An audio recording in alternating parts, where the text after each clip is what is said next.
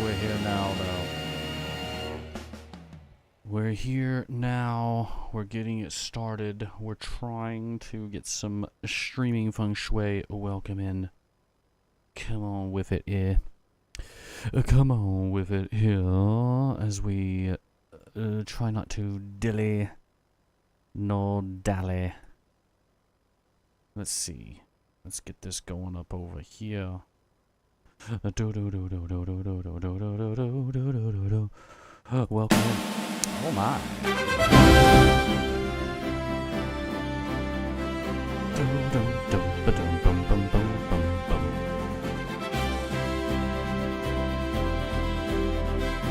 Welcome to Planet Funkatron. I'm Captain TC Pool. We're on a magical planet. A tiny magical planet.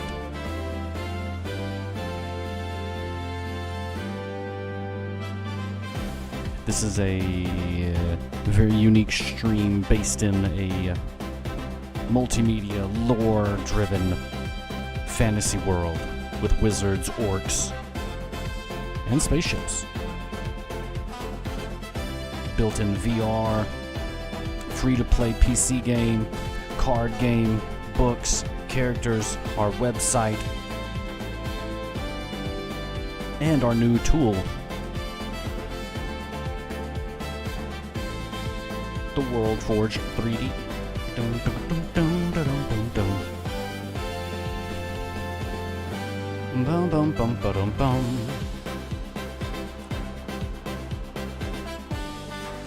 Let's check it out a little bit here.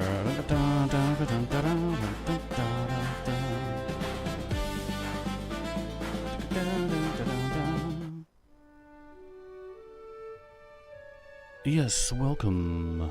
You're looking at the Drunken Dragon, part of the makeshift video game virtual world experience thing that I've built.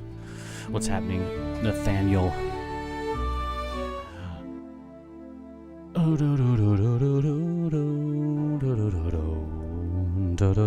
me turn my microphone up a little bit. There we go. Now I'm even crispier. The Krispy Kreme. But I'm lacking one key element. The explosion sound. Do I got it? What? There we go. That's what I'm talking about. What song is this what we're listening to? Get this out of here. Okay. Let's get it. This is also part live anime. I know. It's a very strange stream. Mm-hmm. Try to make you laugh? No, you make me laugh. You're in my world now, Grandma.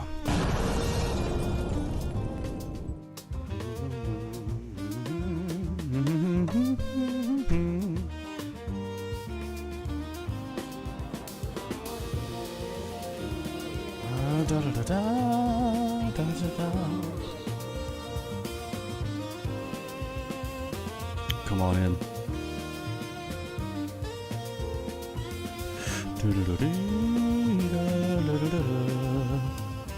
We're just chilling here. We're just chilling here next to the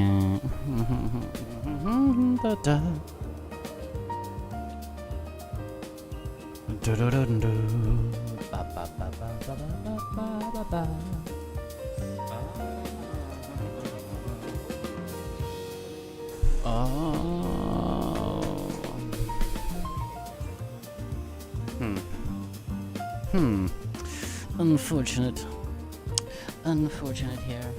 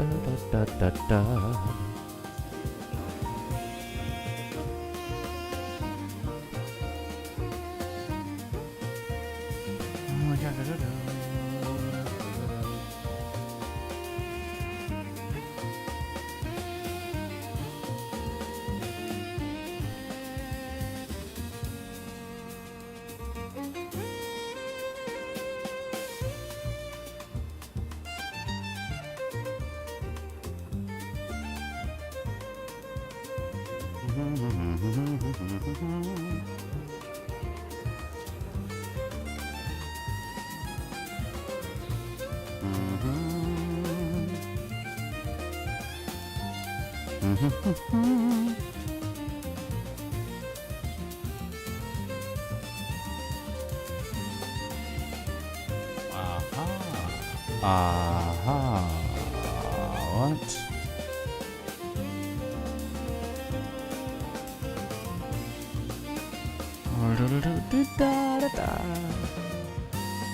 Wait a sec. Wait a sec.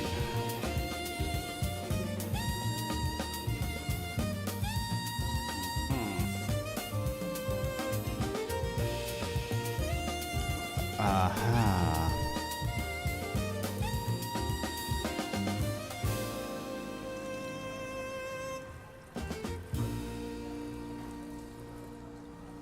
I know what I must do now. Maybe this works. Negative 40 and negative 40. Damn.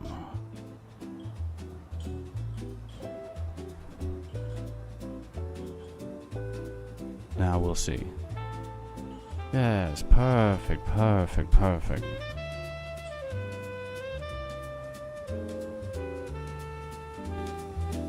That's a good song too.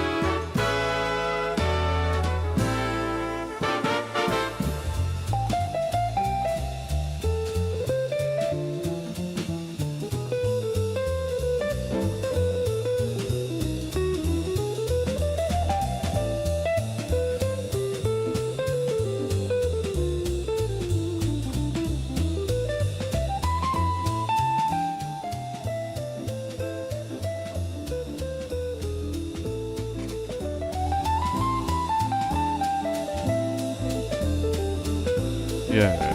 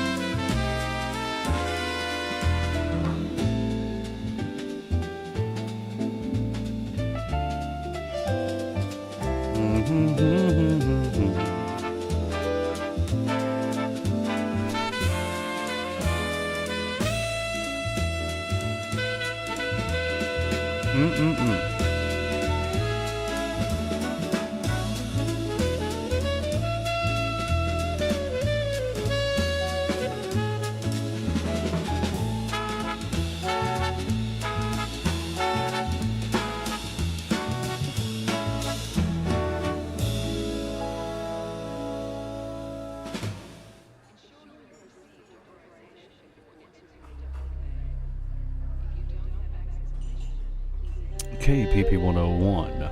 The Quiet Storm. Why is everything so loud?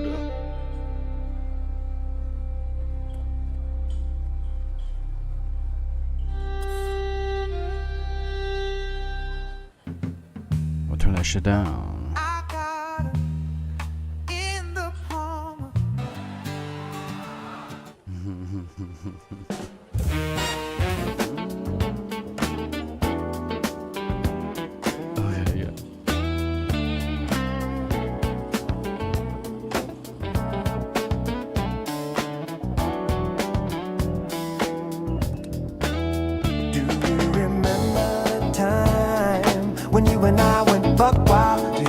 remember the time? Do you remember the time you and I went buck wild? When you remember the time? Do you remember when you and I went buck wild? Do you remember the time? Do you remember when you and I went buck wild? Do you remember the time? Do you remember when you and I went buck wild? Do you remember the time? Do you remember when you and I went buck wild? Do you remember the time? Do you remember when you and I went buck wild? Do you remember the time? Do you remember when you and I went buck wild? Do you remember? Do you remember? I was in a trance, and it sure was a time. We said until me, do you remember the time? You and I went buck wild. Do you remember the time? Do you remember the time?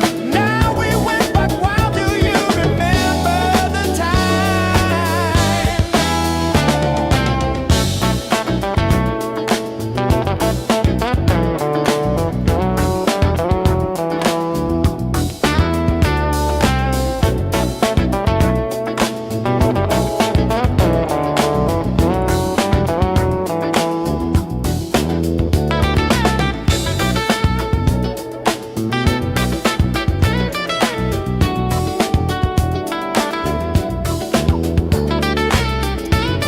Yeah, yeah.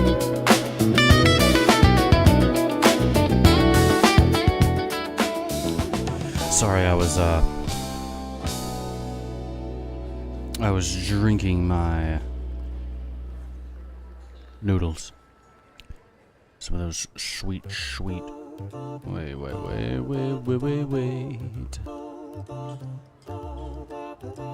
You're dead, you passed away. This song is in the Drunken Dragon world, but only if you slip up and fall in the water. You'll end up in the Great Yawn, the afterlife of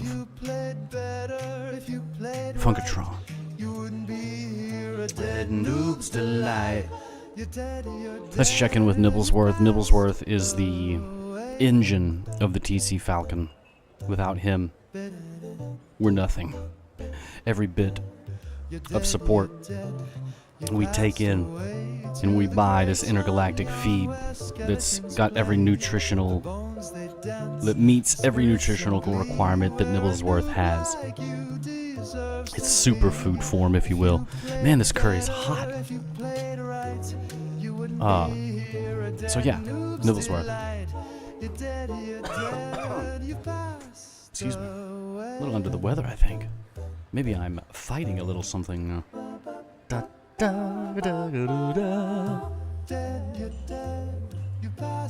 April, May, our news affiliate at KPP 101 and the Falcon 5 News. Well, a noob like you deserves to be. But me, now you're stuck with old me. Old Pappy.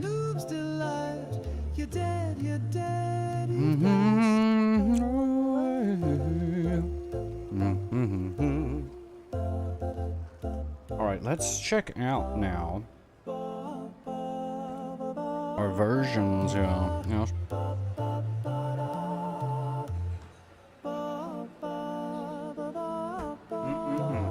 Curry, so good. Cup of noodle curry.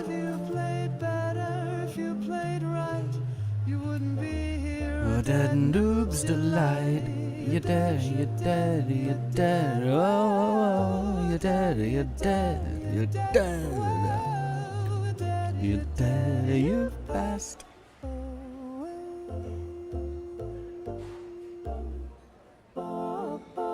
It's hot. Streaming makes me hot. Do Okay, give me a good jam.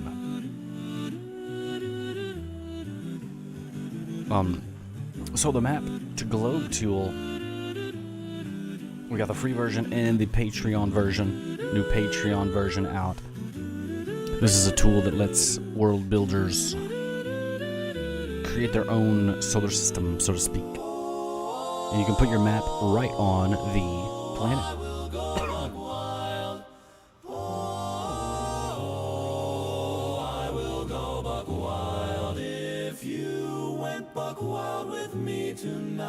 This is the song. This is the. Will go buck wild with delight.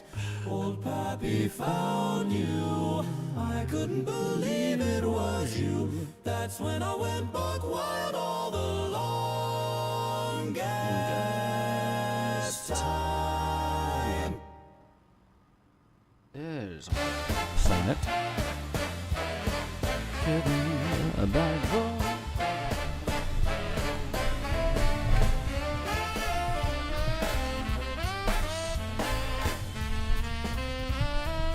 My favorite thing. Alright, yeah.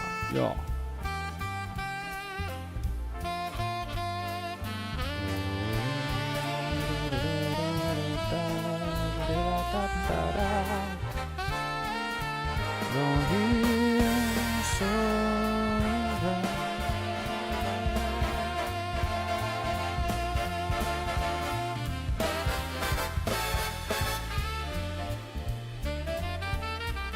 Look at this beautiful, beautiful bean footage.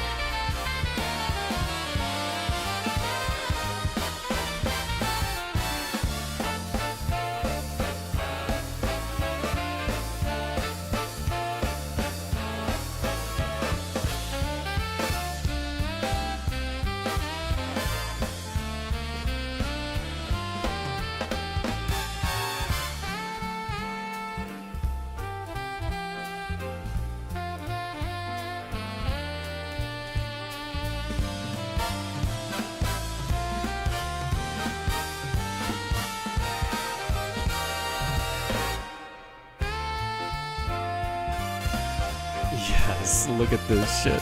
Flat map, baby. Oh my lord.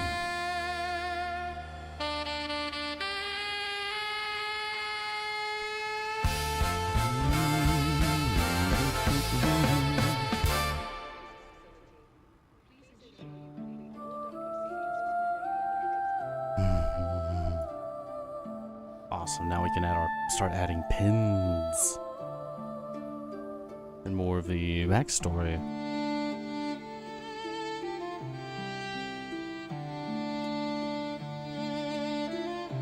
Oh my god, we can have so many pins.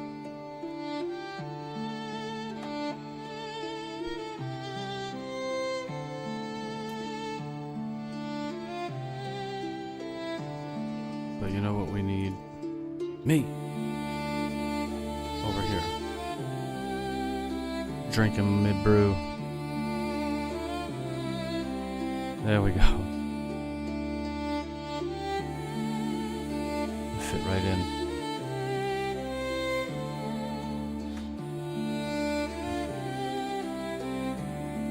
We fit right in here, Airy.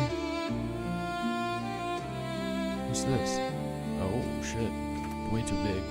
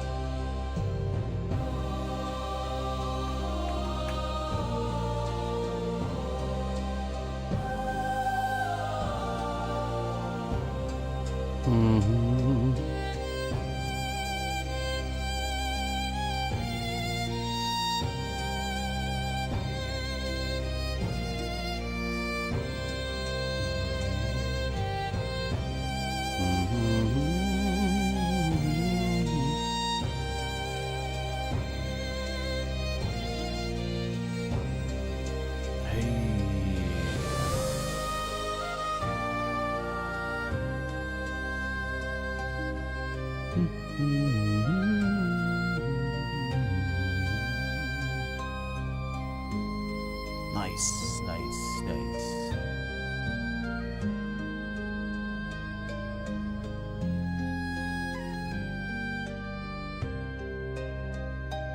The Daily Brill.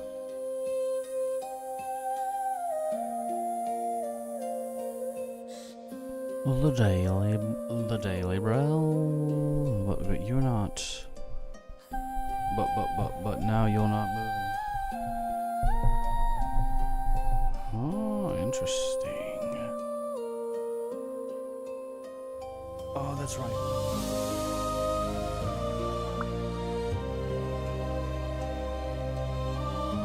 Ah.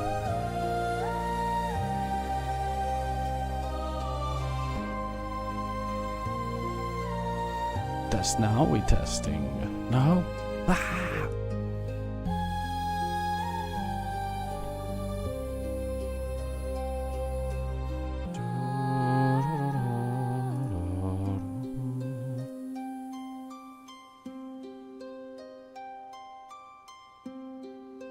Let's try this out here.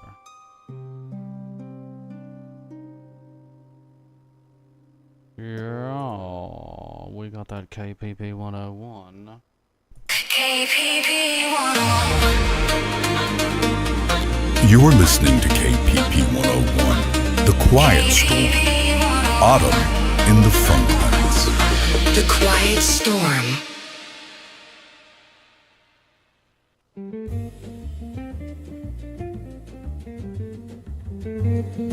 Yeah, KPP.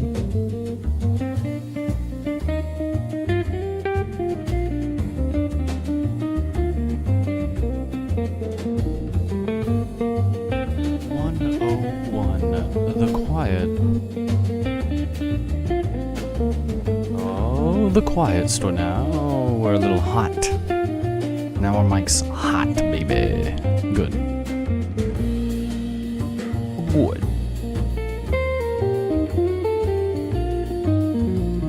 I'm having to do a little OBS feng shui.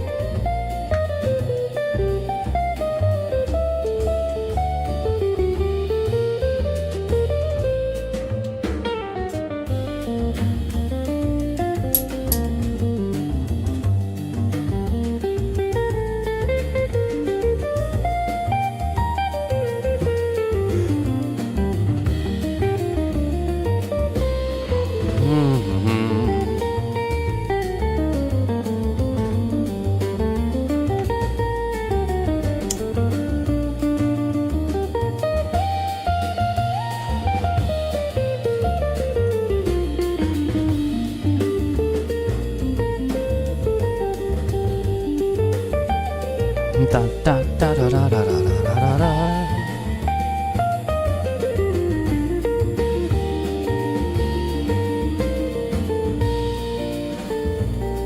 Nice.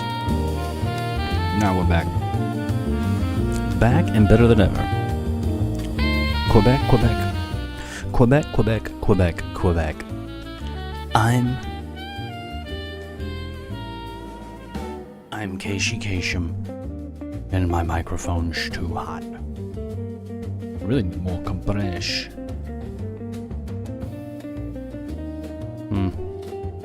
Whatever.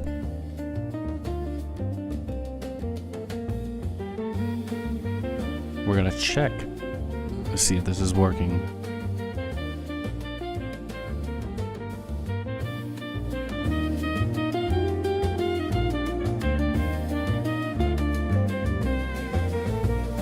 Hey, yeah, baby.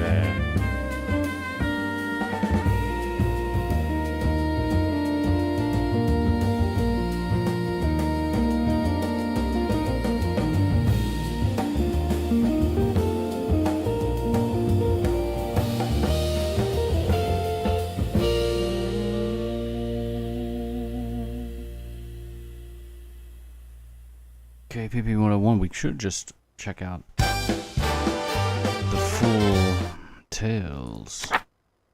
Oh yeah, I forget it's got that OD thing going on. We'll try to catch it before it gets too loud here. Tales from the Funklands. Act 1. The Crumbling Keep. Far in the southern reaches of the Funklands, there rises a lonely fastness of stone and sorrow, its towers clawing at the sky like the fingers of a sleeper caught in nightmare.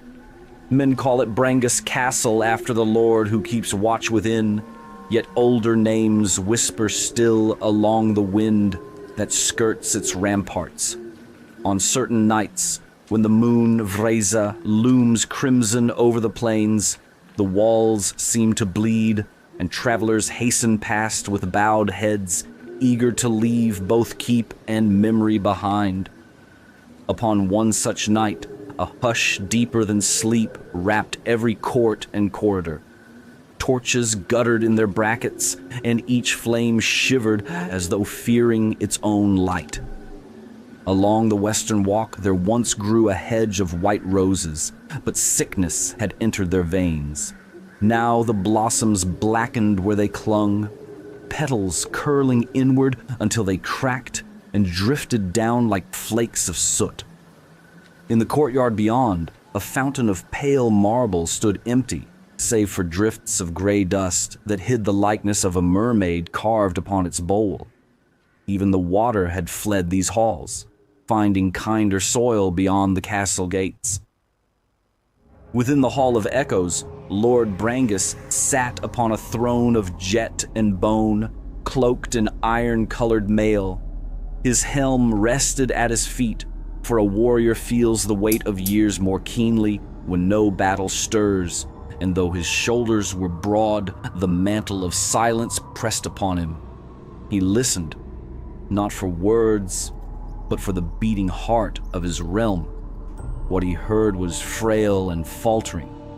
Somewhere below, in the twisting vaults about which even the oldest charts spoke seldom, the castle itself was sighing, as if each stone remembered brighter songs now lost. The stewards dared not disturb him save one, and that one feared no watchful gaze but his own reflection. Dirty McCringle, gaunt as a winter crow and twice as clever, slipped between torch shadows with a bundle clutched beneath his patched cloak.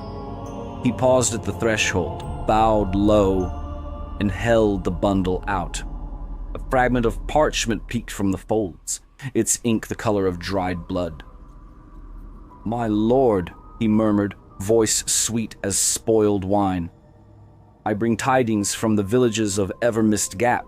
The malady they name buck fever grows bolder, and the folk cry for aid." Brengus's eyes, pale and hard as new forged steel, lifted from dreaming distance. "Aid," he echoed, tasting the word. "Have we not sent herbs and healers countless times?" "The healers sicken in their turn," McCringle replied. "The herbs wither in their pouches before they cross the fields. Yet there is lore that speaks of darker roots.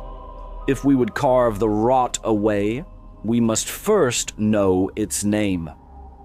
He unfolded the parchment then, revealing lines of quavering script, symbols that crawled like living worms across the page. Brangus recoiled a breath. "That is no lore drawn from our libraries." "The naughty book of secrets is large," said McCringle gently. "Pages wander." He smiled, showing teeth like broken chalk. "This scrap speaks of casting veils upon the land, veils that feed upon fear and bloom into plague. If such a veil has been woven over Funkatron, we may yet unmake it." Brangus frowned. Somewhere deep within the stone, a low tremor stirred, a sound like distantly rolling drums. "Fetch the High Alchemist upper," he commanded at last. "Summon what healers remain. We shall lift this affliction or perish in the labor." McCringle bowed again, yet a shadow danced behind his eyes. He tucked the parchment away, turned, and slipped into the gloom. As he passed along dim passages, he brushed his fingers over cold walls, and where his touch lingered, small runes flickered ember red, then sank again into stone. None saw his smile save the stones themselves. Morning crept unwillingly upon the castle. pale light filtered through stained glass to spill across flagstones like sour milk. In the outer ward, soldiers gathered in uneasy silence, their mail dull, their banners limp. They bore news of villages emptied overnight, of cattle that wandered north with hollow eyes, of children who coughed petals black as coal. Whispers named the plague, a punishment for forgotten sins. Others spoke of a power older than any mortal throne stirring beneath the world. All fell still when Brangus walked among them, yet even he could not unburden their hearts. He could only promise that hope still lingered, thin but unbroken, within the vault of his will. High above the Bailey Tower, a rook cried once, circling before it flew eastward toward the ever-mist gap, where swirling fog dimmed the horizon. There, beyond sight of mortal eyes, lay the track that would soon bring a traveler of dwarf kind to these troubled halls, for tidings of need travel swifter than iron-shod boots. Yet on this morn, no such comfort was known. Only the hush, the blackened roses, and the silent thrumming of afflicted stone kept vigil with the lord of the keep. And in a chamber buried far beneath the chapel, McCringle unfolded fresh parchment, dipped his quill in ink blacker than night, and began to trace a circle of signs. With each stroke, the castle quivered. A breath of wind sighed through passages and extinguished 23 candles in the lower crypts. Above, Brangus lifted his helm and set it upon his brow, feeling once more the weight of iron and destiny. He did not know that a deeper weight had already been fastened to his heart. Thus the first chord of doom was struck in Brangus Castle, though its echo had yet to reach the ears of those who might answer. For now the roses withered on their stems, the villagers huddled in sickbeds, and the morning wore the color of ash. In the hush, a voice, too faint for waking ears, whispered from crumbling stone, "Seek the brew of awakening, or all shall fall to sorrow." So dawn passed into weary day, and day bent toward twilight. The torches waited to shiver again, the walls to whisper, and Vrisa to rise crimson upon a realm poised upon the brink. Act 2, the Thunder Brew's summons. Across the wide gray leagues that lie between Mount Boogie and the plains of Evermist, Gap there shuffled, stamping, and occasionally singing, a lone figure whose red beard flamed against the pallid morn. Lemmy Pemmy Thunderbrew, son of the Keg Lords and keeper of the Drunken Dragon's secret tap, had set forth at first whisper of Lord Brangus's need, for trouble is a keen draught, and dwarves of good heart will travel far to mend a spoiled brew. About his sturdy shoulders, he wore a cloak of waxed canvas, mottled by old soot and new road dust. On his back, he bore a casque bound with silver hoops and rune-etched staves, the Chronicle Cask, of which the oldest bar songs speak in awed refrain.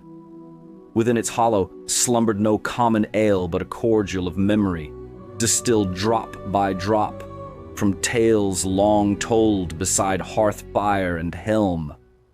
The land through which Lemmy trudged bore signs of sickness deeper than the scratches of autumn or the scabs of war. Grass lay flat where unseen feet had pressed it during the night, and many a thorn thicket stood stripped of leaf, as though a feverish wind had suckled its sap. At creekside huts he found doors barred and windows stuffed with rags soaked in vinegar, yet from within came the sound of coughing children and the soft weeping of their mothers. Once he raised his voice in greeting, offering draughts of thunder brew from a travel flask, but the folk shrank back, for word of plague makes even charity seem freighted with peril. So he went on, heart heavy under his keg, yet his stride never slackened. On the third evening, he glimpsed Brangus Castle across a field of frost-withered roses. The keep's highest tower gleamed pale within the dying light, but no banners fluttered upon its crown. Only great ravens wheeled there, silent and slow, as though watching for the world's last heartbeat. Lemmy felt the chronicle cask vibrate, not in fear, but in warning, for the vessel was forged to answer sorrow wherever it brewed. He pressed on, crunching petals that crumbled like charcoal beneath his boots. At the gate, a pair of guards met him. Their helms rhymed with the same black dust that caked the roses. They peered down doubtful visors, yet when he spoke his name, their mien softened.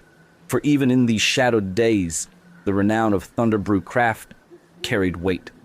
With halting courtesy, they led him through passages lit by meager lanterns. The stone breathed cold about them, whispering drafts that smelled of damp archives and old grief. They brought him at last to the Hall of Echoes. There, upon the jet throne, sat Lord Brangus, helm-clad once more. Torches flared as Lemmy strode forward and bowed low. "Lemmy Pemmy Thunderbrew at your service, my lord, and at the service of all who dwell in sorrow." Brangus inclined his head. His eyes showed neither pride nor welcome, only a stern fatigue. "You have walked far. Speak quickly, for the hours hasten and my people fade." So Lemmy set the chronicle cask before the dais and with reverent care loosed its iron locks. A faint golden scent rose, sweet as distant harvest. "This vessel," he said, "was seasoned with the chronicles of many lands. A single sip can mend the mind's weariness, yet it is no idle cordial. Its virtue blossoms only where fellowship is not forgotten. If rot be eating the heart of your realm, my lord, then I beg leave to seek its root, else any draught I offer will prove thin." At these words, a shiver like a drawn blade ran through the hall. From behind, a pillar stepped Dirty McCringle, hands folded within sleeves, the color of dried blood. "Your concern does you credit, Master Dwarf," he said, voice purring over the flagstones. "Yet time is a luxury no longer poured in our cups. A potion compounded this very night might curb the buck fever before dawn. You carry skill and rare elixirs.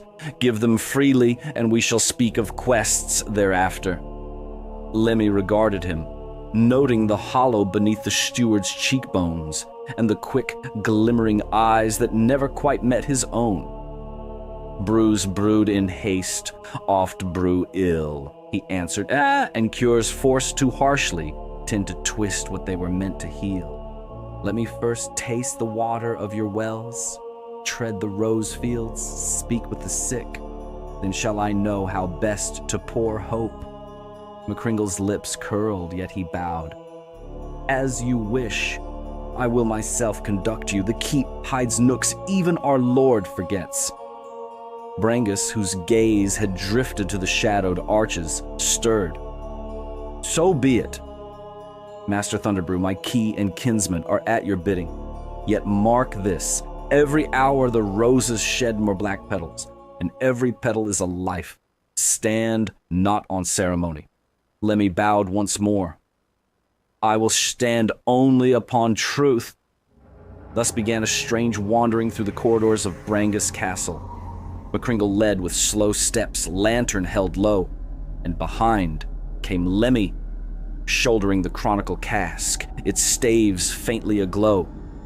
They passed chambers where scribes once bent over tomes, now fallen silent beneath mold-flecked scrolls, stables where steeds stamped restlessly, though their eyes were milk pale, chapels whose candles guttered in unseen draughts. In each place, Lemmy knelt, brushed the stone, and listened. He heard a tremor running beneath the masonry, a steady pulse like a distant drum muffled by earth, and from deep within the keep there drifted now and again a sighing note, mournful and half musical, as though somewhere a vast harp of bone had been plucked by weary hands. At length they came to a narrow stair corkscrewing down into gloom. The lantern's light slithered along walls slick with moisture. At the foot of the stair yawed a low archway, its lintel carved with symbols Lemmy did not know, though their curves sent prickles along his skin. Beyond lay a corridor, and down that corridor welled a smell of roses, sweet yet rank, like blossoms left too long in the grave. McCringle paused upon the threshold. "Few walk here," he murmured. "These vaults were sealed in the first days of Brangus's rule, for they burrow close to the castle's heart. Some say the stones remember every sorrow ever spoken within these walls, and sing them back in dreams." "Stones do more than remember," Lemmy replied. He lifted the cask from his back and touched its rim to the floor. Instantly a soft amber glow spread, bathing the passage in honey light. Words flickered across the lintel as though inked anew. "Seek the singing stone, for plague is the echo of pride." McCringle exhaled, the lantern trembling in his grasp. "Wizardry," he hissed, though with whether disdain or wonder Lemmy could not tell. "Lore," the dwarf corrected, eyes narrowing. He began forward, but the steward caught his arm. "Another path first," McCringle urged, voice low. "Come, let us look to the outer wards. The sickness creeps fastest there." Lemmy studied him and saw beads of sweat upon the man's brow despite the chill. Yet he nodded, hefted the cask once more, and allowed himself to be guided away. He had read enough riddles in ale foam to know that a straight road rarely leads to the deepest well, so they climbed again toward daylight. Yet though their feet ascended, Lemmy's mind sank downward, following that faint harp note into the unknown dark. There, he thought, lies the root of the rot, and perhaps a rose still unspoiled. He resolved that come what may, he would tread once more those sealed stairs, even should every torch gutter and McCringle himself bar the way. For the chronicle cask had tasted the air of that passage, and its runes now glimmered as if eager for a draught yet unpoured. Outside, the wind shifted. From villages beyond the gates rose a new wailing, thin and desperate, borne upon wings of dust. Lord Brangus heard it from the high tower and clenched gauntleted fists. Night would fall soon, and with night, the buck fever marched. Only a dwarf with stories in a cask walked between the kingdom and despair, and already the shadows of Brangus Castle were stirring like hands that reach to tip the vessel before the first drop may pass any mortal lips.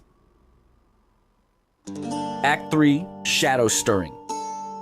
Twilight stole across the Funklands, painting the sky in dusky indigos while thin stars trembled at the rims of oncoming cloud. Within Brangus Castle, the torches had been kindled, yet their glow seemed cowed, as if each flame feared to trespass beyond its iron sconce. Lemmy Pemmy Thunderbrew, sleepless since his arrival, stood upon a parapet that faced the ever-mist gap. Far below the outer walls, he saw movement along the north road. Dim lanterns bobbed like fireflies adrift on a sea of gloom. Presently, the ward horns sounded and the gates creaked open. A modest train of crystal-lined wagons crept into the courtyard, wheels crunching over petals black as cinders. At their head rode Broby Gearson, third son of Old Man Gearson, short of stature yet broad of shoulder, helm plumed in forest green. Perched upon the high backboard of the first wagon hovered Bibi the Sprite, a mote of living dawn, whose wings flickered emerald and gold. About them huddled farmers, millers, and ragged children. All bore the gray pallor of buck fever, yet none had surrendered to its final chill. Lemmy descended the stair 2 at a time. "Broby," he called, and the dwarf's greeting rang hearty against stone. Yet Broby's eyes held a shadow. "Ever-mist villages have emptied," he said quietly.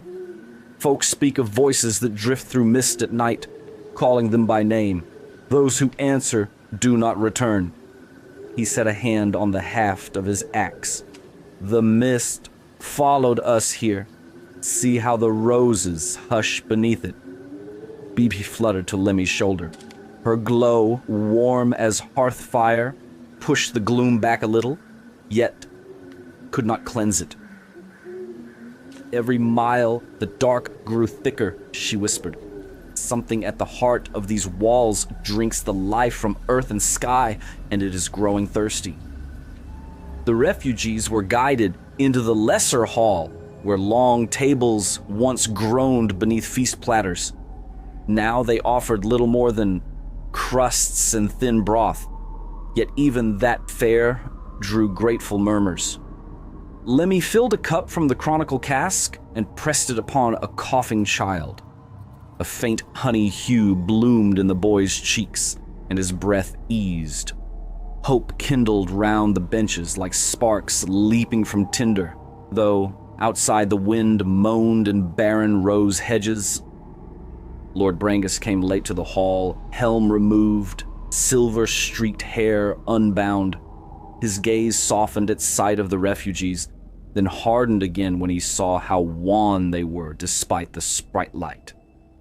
McCringle slipped at his heel, eyes glittering, lips curved in a thin smile that never reached his cheeks. "These walls are stout," Brangus told the weary folk, his voice a tempered bell. "Rest here tonight and fear no wandering mist." Yet even as he spoke, the chandeliers quivered. From unseen corridors drifted a murmur, a chant in a tongue older than these stones, measured and breathless, like monks repeating a single unending petition. The sound seeped beneath doors and rang faintly in window glass. Children clutched their mothers, men gripped table edges. A hush fell. Bibi's wings flared brighter. "That is no mortal prayer," she breathed. McCringle bowed, unperturbed. "Only the wind through forgotten cloisters," he said. But Lemmy saw his fingers tighten about a parchment roll tucked beneath his sleeve.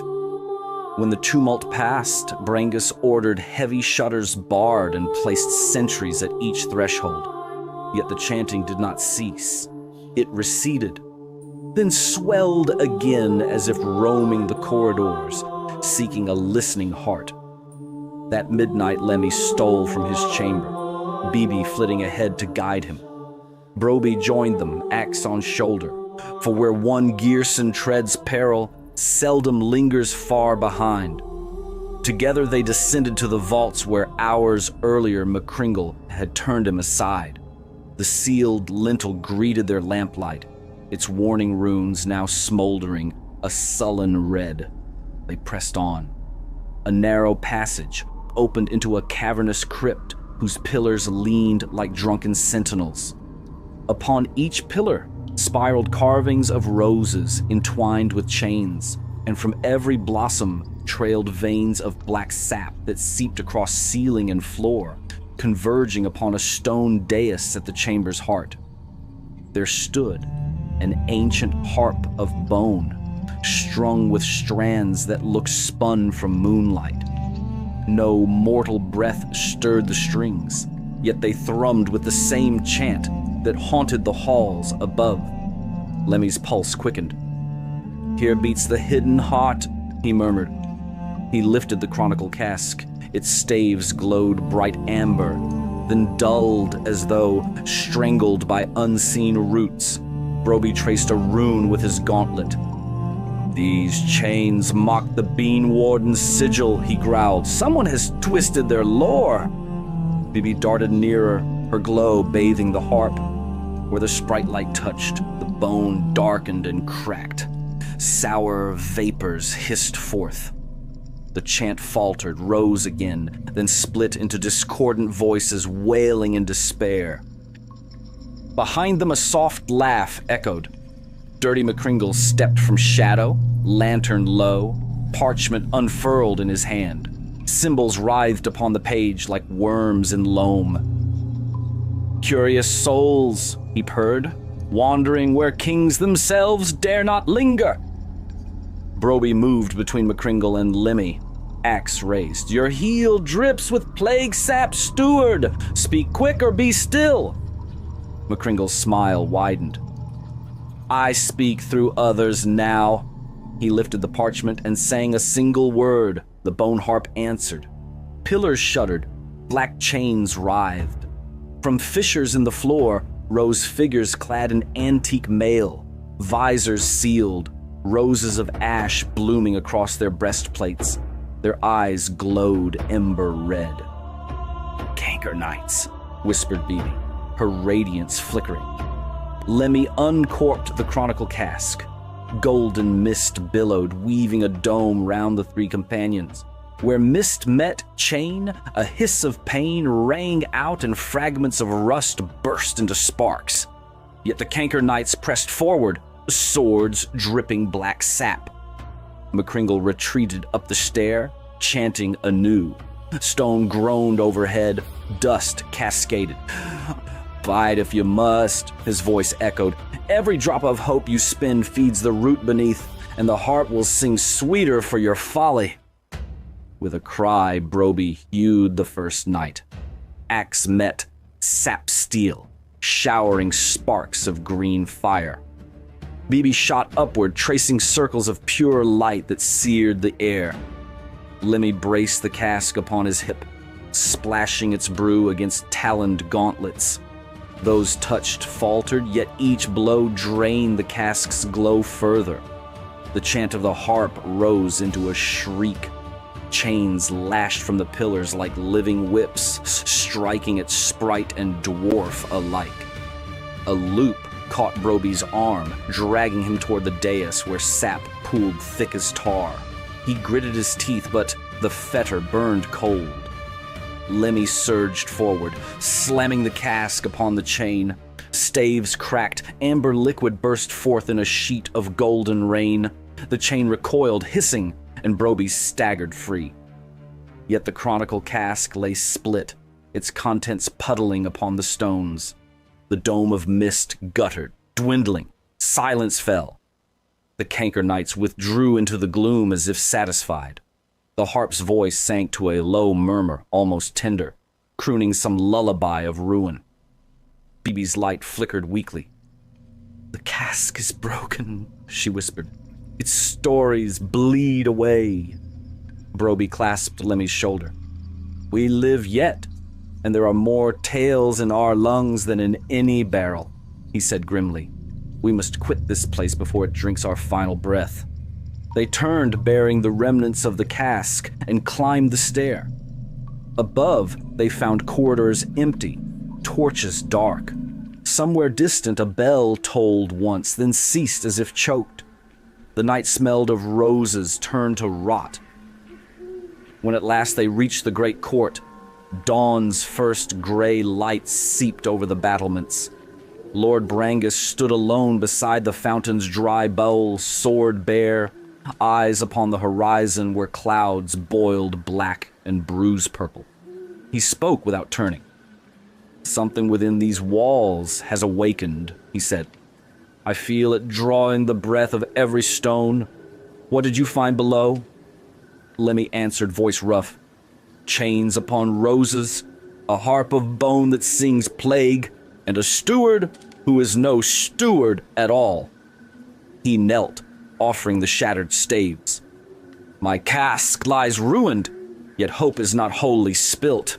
There is a deeper root, my lord, and we have cut only a thorn. Brangus closed his eyes, and for a heartbeat, the weight of ages bent his shoulders. Then he sheathed his sword.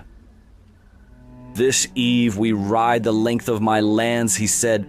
If rot be in the root, we shall hew to the core. Far above, ravens wheeled their wings ink strokes upon a storm-laden sky.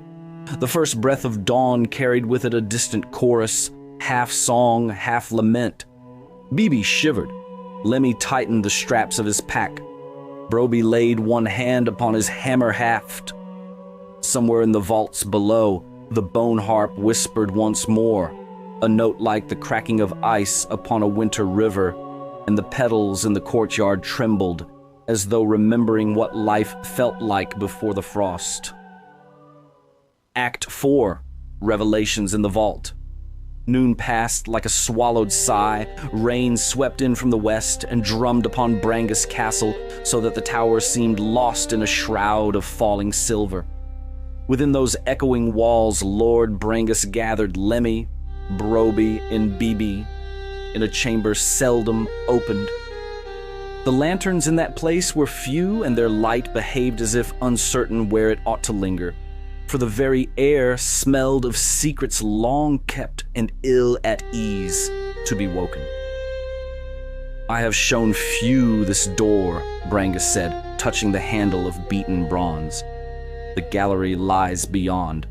Once I walked there for strength, but of late the songs within have grown silent, and I fear the silence more than any cry." Lemmy bowed his head. "Then let us look together, my lord, for silence can hide either death or birth, and we must learn which." The door sighed open upon a spiral stair that wound far downward, deeper even than the crypt where the bone harp stirred. The steps were smooth with age, and faint runes glimmered beneath the grime, as if fragments of long-forgotten starlight had been caught in the stone and left to fade. When at last they reached the foot of the stair, a hall stretched before them broad as any throne room, though no pillar bore its roof. Instead, the vault above seemed woven of root-like arches that met and crossed in a lattice of pale stone. Between those arches hung vast frescoes, each a window upon another hour of the world. Bibi's light kindled brighter, and dust stirred from the floor as though greeting her glow. She flew close to the nearest painting, wings humming. There she beheld Lord Brangus in his youth, helm unscarred, sword raised against a swarm of smoke wraiths along the banks of Deeb Lake. The colors were strong, the lines unbroken, and a hush of awe fell upon them all. Yet when they approached the second mural, a chill crept into their hearts. The scene upon that wall showed Brangus lifting wounded sprites from wreckage set aflame by flame drakes. Yet half the colors had drained away. The sky in the painting was a sickly gray, and where bright wings of sprite landsfolk should have gleamed, only pallid smears remained, and so it went. Each mural they viewed lay dimmer than the last, until they came to one near the farthest arch that was nigh erased, shapes barely guessed beneath a veil of ashen dust. In its center a shadow gaped, where once must have stood the Lord himself, but the figure was gone, leaving only a hollow outline that seemed to drink the lantern light. Brangus reached toward the wall, but his gauntlet passed into cold emptiness. He staggered back as though stung. "A thief of memory walks these halls," he said. "What sorcery feeds upon a man's very deeds?" Broby's hand found the haft of his axe. "Sorcery named Steward," he muttered. They pressed onward until the hall expanded into a circular vault. In its center rose a dais of marble, and upon the dais stood an iron tripod bearing a crystal basin. From the rim of that basin, thin streams of color trickled downward, hues drawn from unseen corners of the vault, flowing like water, yet shining like the fragments of a broken rainbow.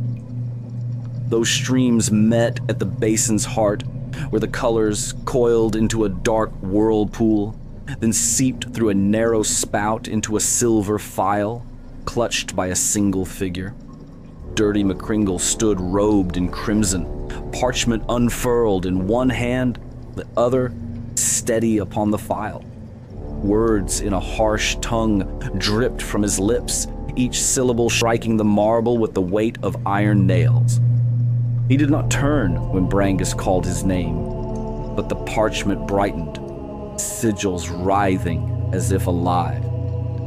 "McCringle," Brangus cried, voice ringing against the arches, "cease this plunder and look upon what you have wrought."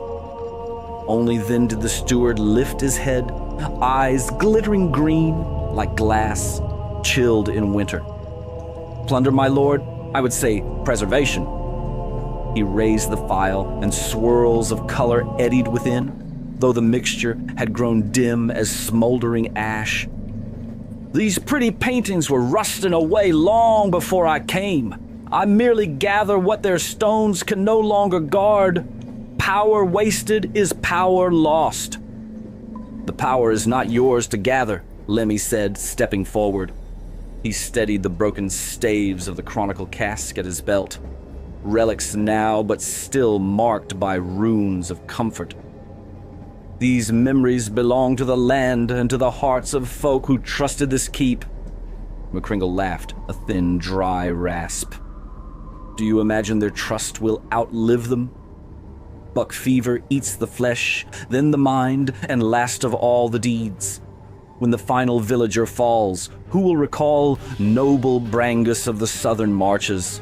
Only the steward who safeguarded such light, and I shall wield it as I please." At those words, the streams quickened. Colors fled the murals in ragged ribbons, and darkness spread behind them like ink poured into water.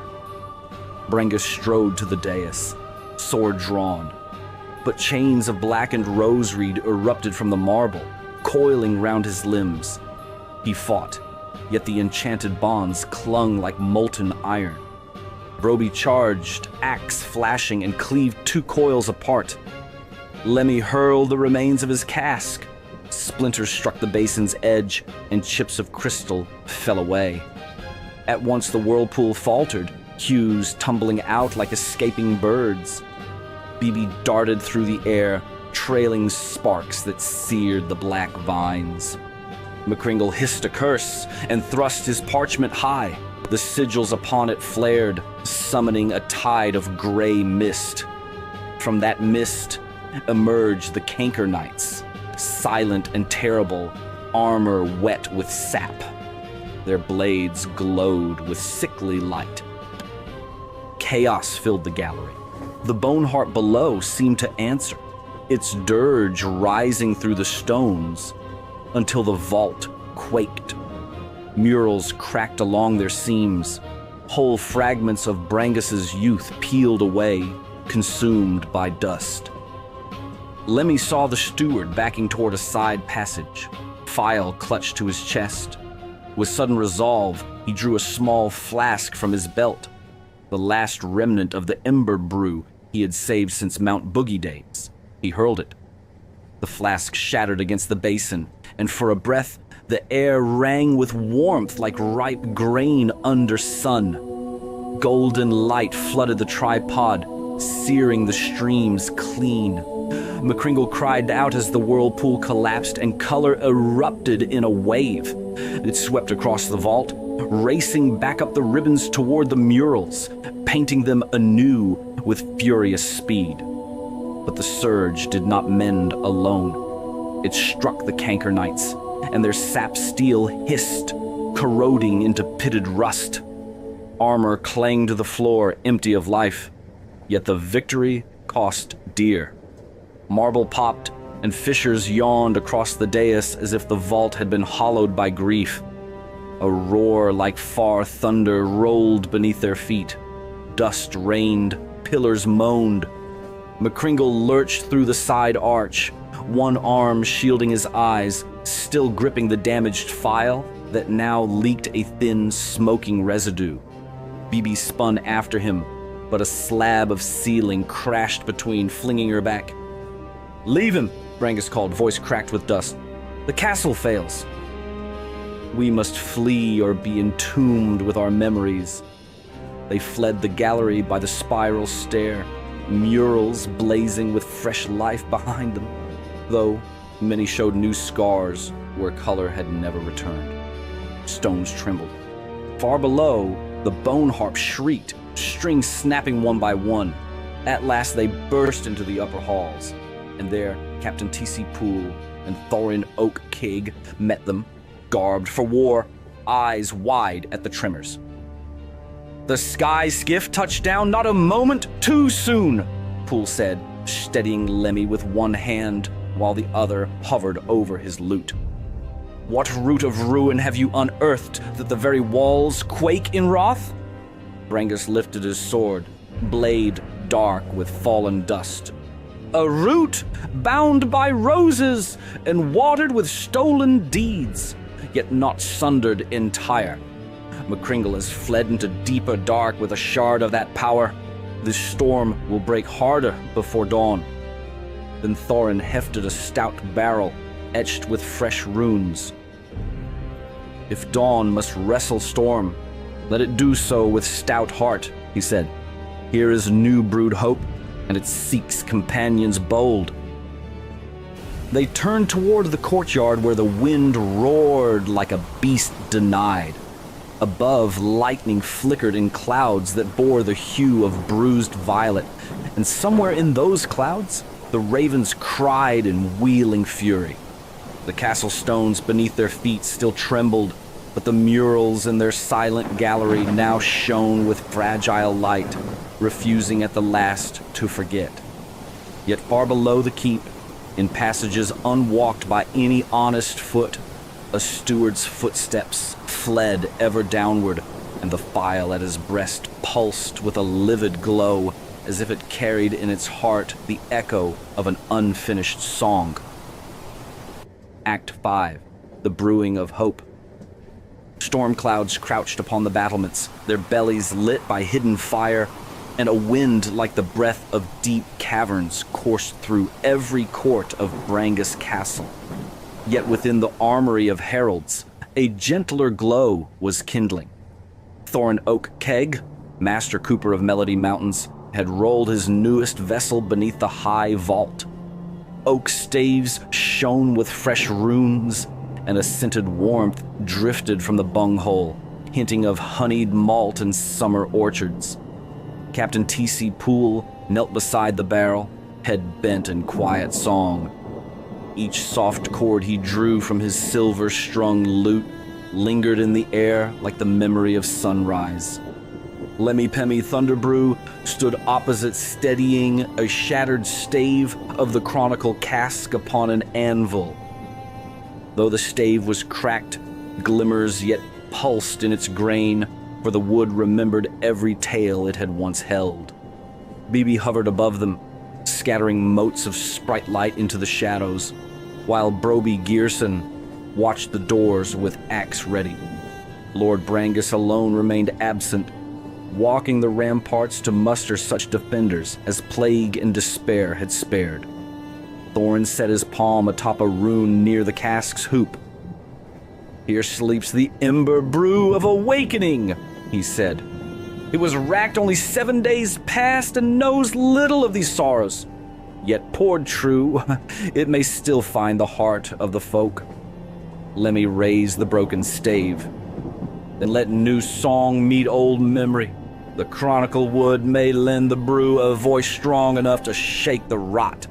They wedged the stave across the barrel's vent, sealed it with beeswax, and bound the joint in silver wire.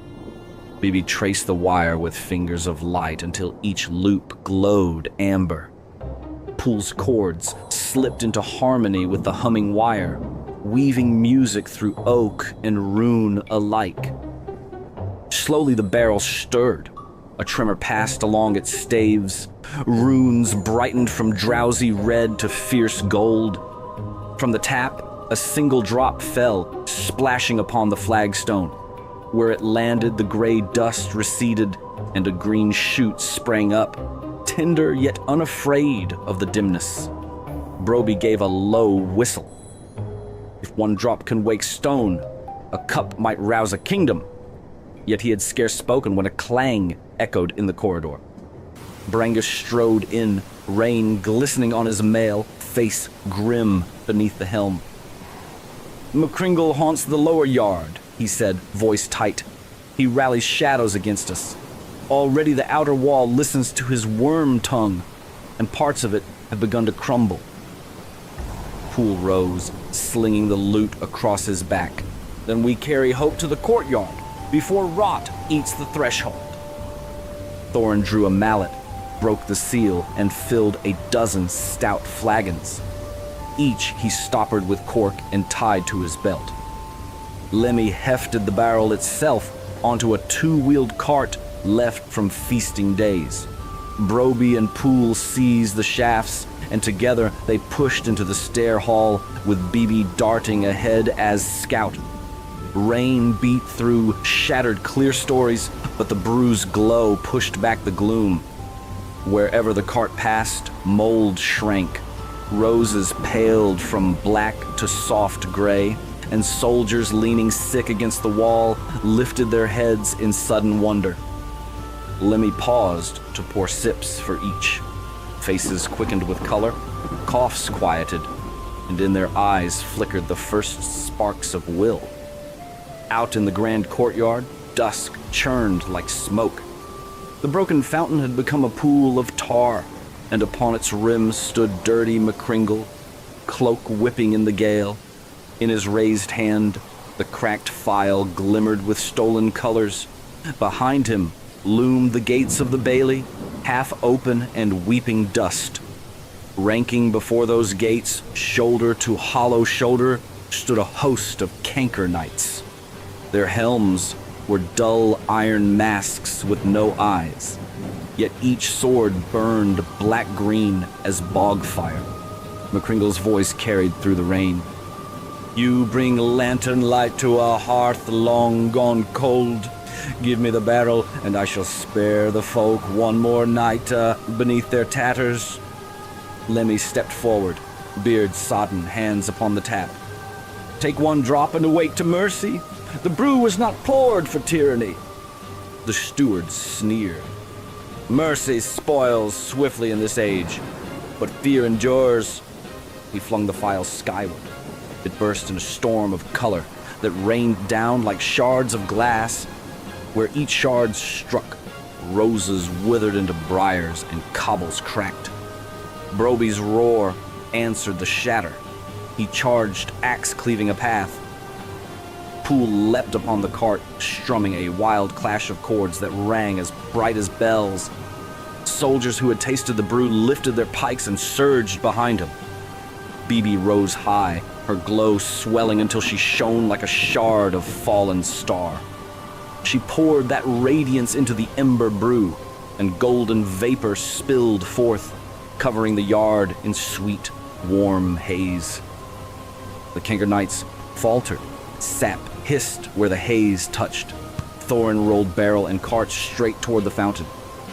Lemmy loosed the tap and let the brew cascade into the tar.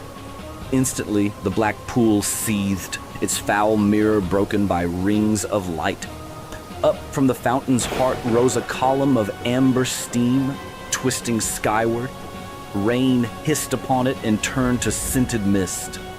McCringle shrieked, retreating, but too late. Colors he had stolen fled his cloak like birds freed from a cage, swirling into the steam. With each fleeing ribbon his figure dimmed, robes bleaching to ashen rag. He stumbled toward the gate, calling for the knights, yet the haze clung to their armor, eating sap steel to rust. Still the storm above thundered, and the bones of the castle groaned. Brangus forced a path through the cart, helped Thorin steady the dwindling barrel, and drank the last cup himself. Strength settled on him like forgotten mail, and from his blade leapt a clean white flame. All seemed one, yet at that very heartbeat, the flagstones split. The shattered harp beneath the keep answered with a final scream. Through the crack burst a hand wrought of black rosewood. and dripping with cold light. Then came a second hand, and between them a visage emerged, half mask, half bloom. From it issued a voice unearthly yet familiar. "Hope tastes sweet," it said, "but the deep root drinks darker draughts." The column of steam faltered. BB's radiance flickered like a candle in a gust. Lemmy reached for the tap, but found the barrel empty, its magic spent. Pool's cord died on the strings as the air thickened with thorned shadow. Broby planted his feet at the rent stone, axe ready though the blade trembled. Brangus set flame-bright sword beside him. Thorin raised the splintered stave, fashioning it into cudgel. BB hovered close to Lemmy's brow, casting a fragile halo. Across the courtyard, McCringle, half phantom now, laughed with a voice hollow as an empty chalice. "So ends your cup of comfort," he called. "Drink now the bitter lees." Then the rosewood horror heaved itself full into the night, dragging a crown of thorns the height of 3 men. Clouds swallowed the moon, and the raven cries fell silent. In that silence, hope shone only in the eyes of those few who yet stood, barrel spent, but spirits unbroken, upon the ragged stones of a keep, caught between memory and ruin. Act 6. The Siege of Spirits. A hush fell upon the courtyard as the rosewood monstrosity hauled itself into the storm-lit air. Its body was wrought of thorned trunks grown to the likeness of a knight, yet the grain of the wood wept a sluggish black reason. In its breast glimmered the last shards of the stolen murals, turning slow as embers in a dying brazier. A crown of living briar surmounted the eyeless helm, and every barb dripped the same rank sap that fouled the canker knight's blades. Dirty McCringle, little more than a ragged phantom, lifted both arms in triumph. "Behold the heart root," he cried. "It was planted when pride first cracked these stones, and now it claims its harvest." Lightning burst above him. The rain became a volley of needles, for the drops that touched the heart root hardened to sleet and hissed away as steam. Damp gusts that had smelled of honey moments before now reeked of turned earth and graves left open.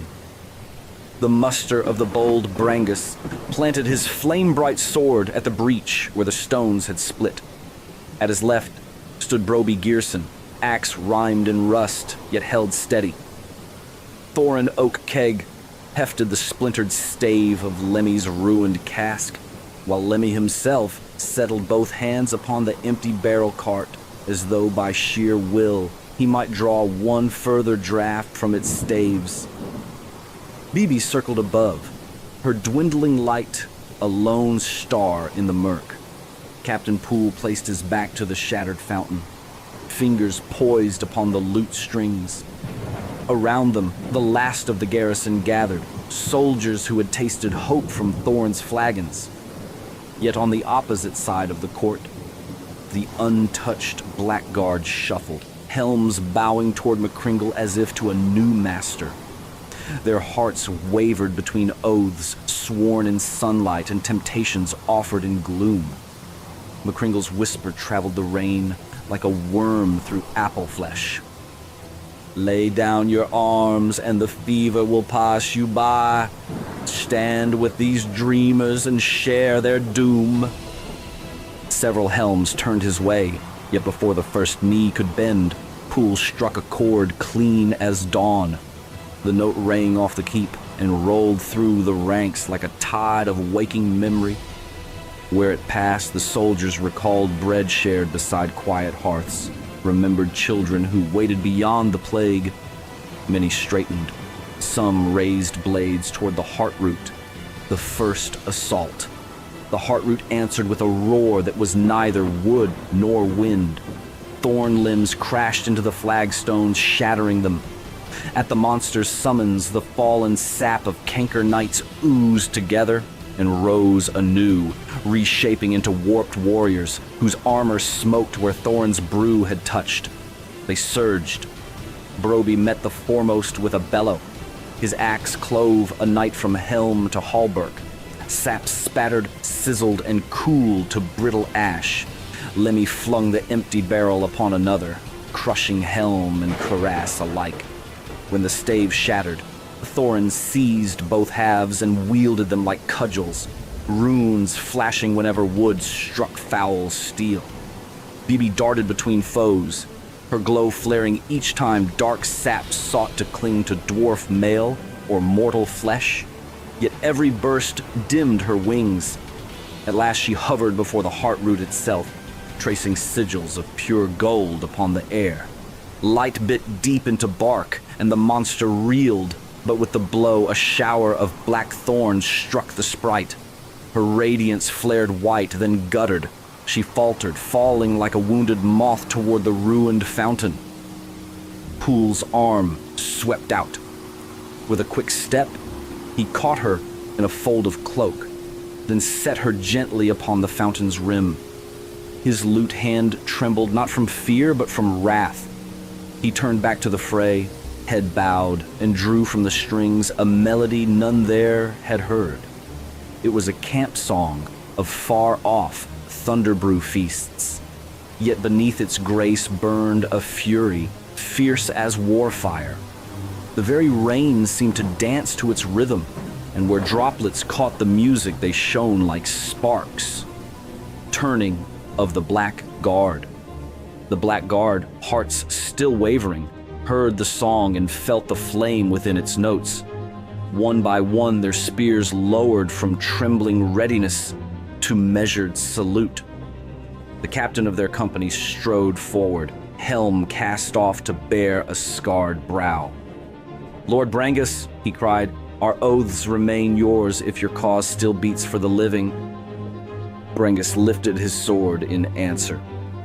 A cheer rose, thin but unbroken. The guard wheeled against the canker knights, shield walls clashing in a flare of sparks and shivered sap. Though many fell, the line held. McCringle shrieked as the tide turned. He flung the tatters of his cloak into the air, and from them swarmed shadows, each shaped like a rose petal, but edged with razors of night. The storm of petals whirled toward Pool, seeking the heart of the song. Pool struck a chord so sudden and sharp that strings snapped, yet the note blossomed into a shield of sound. The deadly petal shattered upon it, dissolving to wind-borne dust. The cup refilled. Yet victory hung by a thread. The heartroot still towered unbowed, and Bibi's light guttered low. Thorin knelt beside her, tears lost in the rain. Lemmy saw and felt his own courage waver. Then his hand closed upon something cold within his pouch. He drew forth the last unbroken hoop from the chronicle cask, a simple ring of silver which had once bound tales together. He pressed it to Bibi's brow. "Little sister of light, lend this ring a story worth the telling, and it will pour hope once more." Bibi's wings twitched. A single spark leapt from her fingertips into the silver. The ring glowed. Lemmy slipped it over the barrel's tap pipe, sealing splintered seams with a flash of molten light. Rain hissed against fresh oak. From within the empty staves rose a hum, low at first, then round as a chant of homestead hearths. A golden droplet formed at the tap and fell into Lemmy's palm. It shone like the first drop ever coaxed from the ember brew. With reverence, he lifted the drop to his lips, and as it touched, he spoke a brief prayer. The droplet became a breath of gold mist, swirling round him, then drifting over Thorin, Broby, Pool, and Brangus. The mist spread, fine as morning sun rays through orchard leaves. Wherever it settled, wounds knit, breath steadied, and eyes grew bright. Broby roared anew. Thorin rose, brandishing his twin staves that now shone like tempered bronze. Pool drew a spare string from a hidden pocket, laced it swift across the lute, and struck fresh chords. Brangus strode forward, sword blazing so fiercely that raindrops flashed to steam before they kissed the blade, breaking the root. Together the five pressed upon the heart root.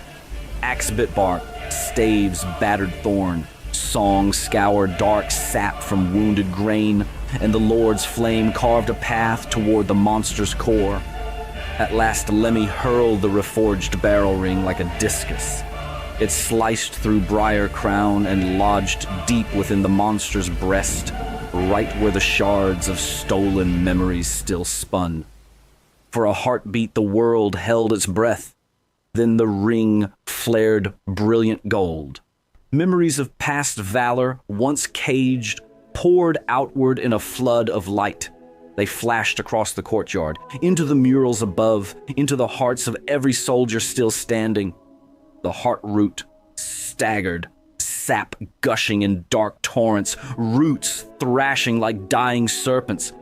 McCringle gave a cry, half despair, half rage. He ran, cloak flapping toward the shimmering ravine where the earth had cracked, calling upon shadows to hide him. The heart root, mortally wounded yet unbroken in will, lurched after like a fallen king seeking final refuge. Its roots speared the ground, splitting flagstones as it dragged itself and the fleeing steward toward the yawning cleft. Brangus would have pursued, but the great tower behind him groaned.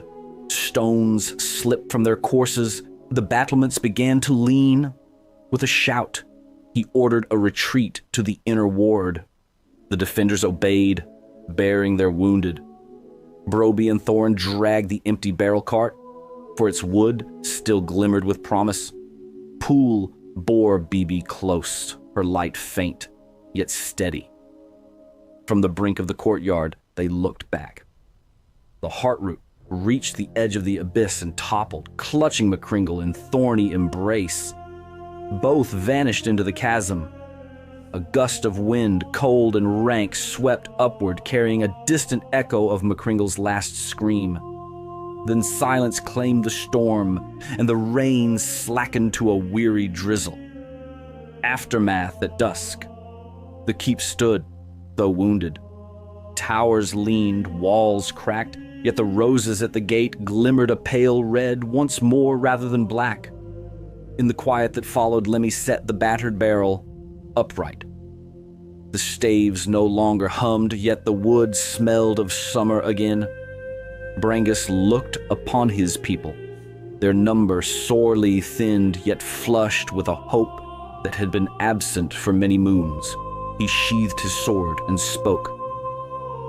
This day we have won only the first thrust of a longer war.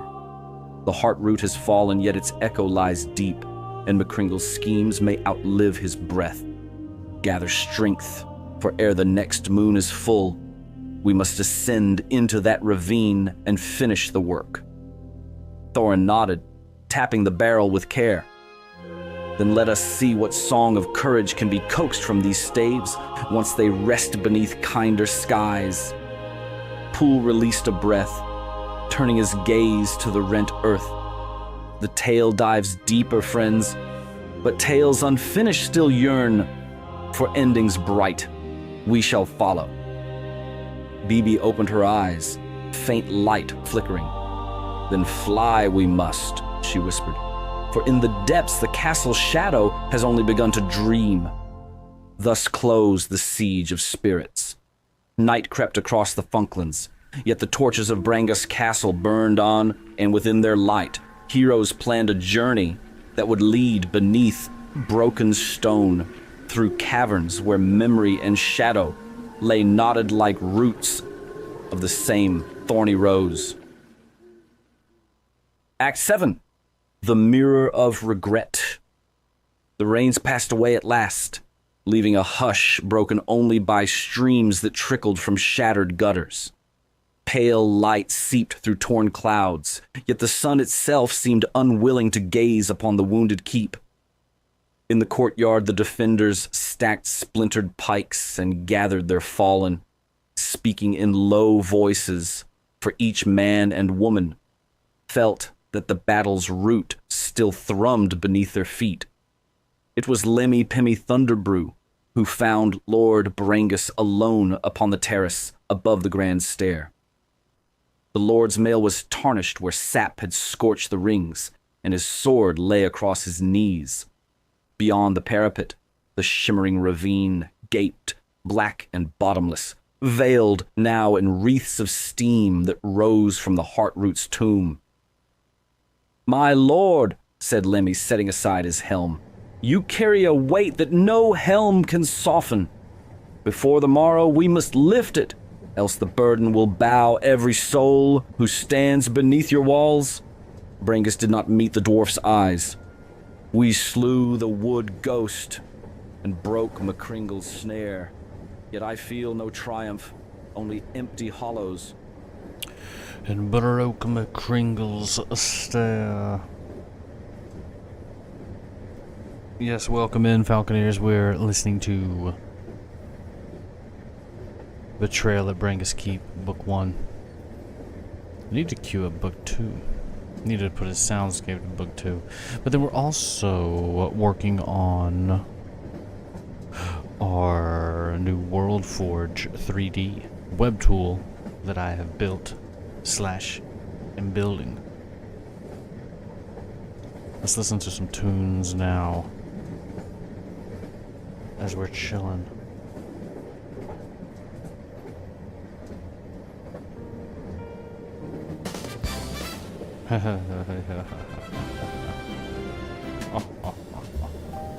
Much better, much better. Check it out, it's on tcpool.com. Very cool free tool.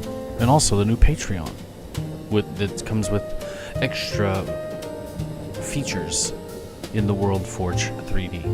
Woot. Working on fixing something though right now.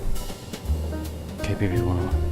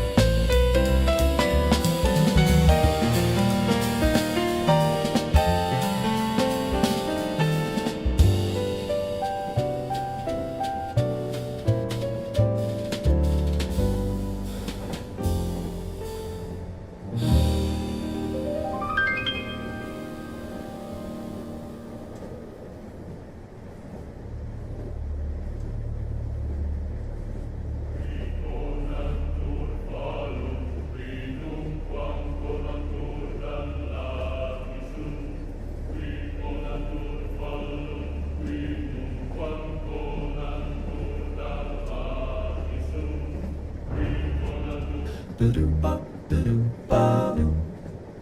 it's the Daily Brell, the Daily Brell, the newspaper that knows you all too well. Page after page, delivered right to your door. It's the Daily Brell, now let us show you some more. Welcome to Funkatron. What the Daily fuck? Brell, the newspaper that knows you all too well. Page after page, delivered right to your door. It's the Daily Brell, now let us show you some more. I'll let us show you some more. I'll let us show you some more. Bow. I should be rolling and ride. I should be story best smile. Oh, I should be me. Oh, I should be rich and agree. But I should be too hard displeased. Or should be trying to be clean. Hopefully this version But works I of the should be code loud. here. You treasure me long and I mean. The road is alone to the only thing, and our letters are love to the nail. But I'm on the beat doctor, my heart is broken and waiting around when I pray. Well, it's the Daily Brell, the Daily Brell, the newspaper that knows you all too well. Page after page, deliver right to your door. It's the Daily Brell, now let us show you some more. I'll let us show you some more. I'll let us show you some more. Ba-da, ba-da, ba-da, ba-da, ba-da, ba-da, ba-da, ba-da, ba.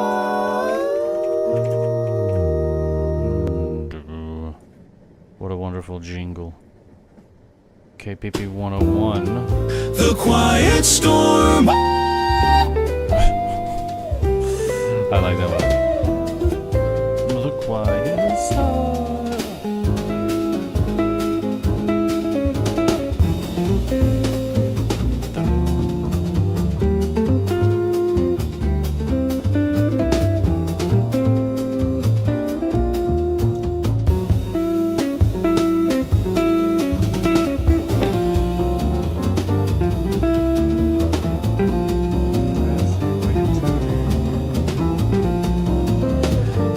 Cats, Jazzy's coming over here and tooting. Like a little tootie.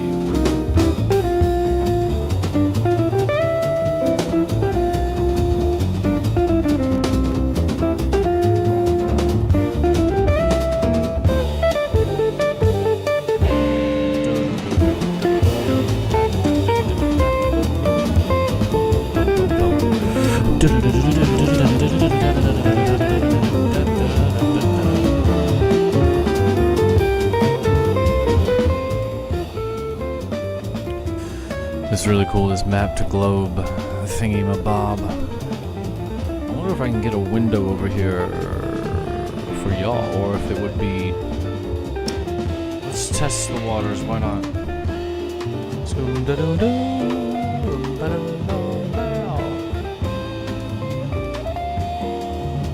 It might make this computer dookie itself, but we'll try.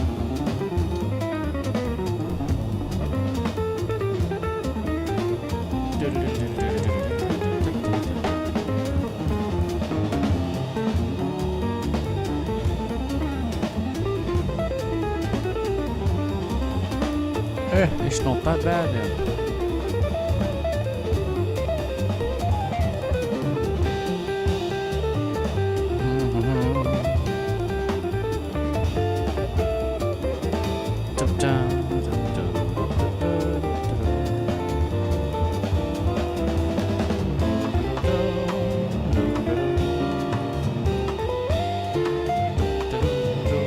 Hey, it works.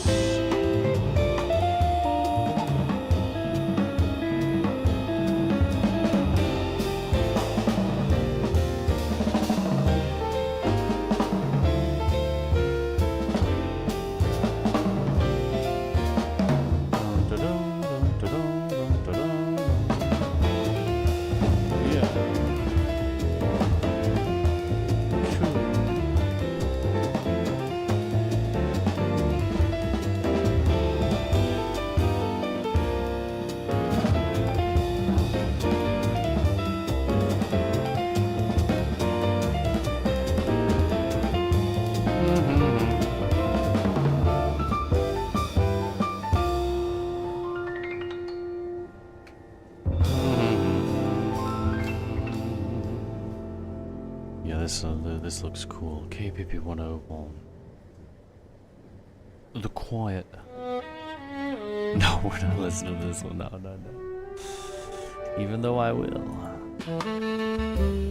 Much better. KPP 101. The World Forge. Go use it. For free.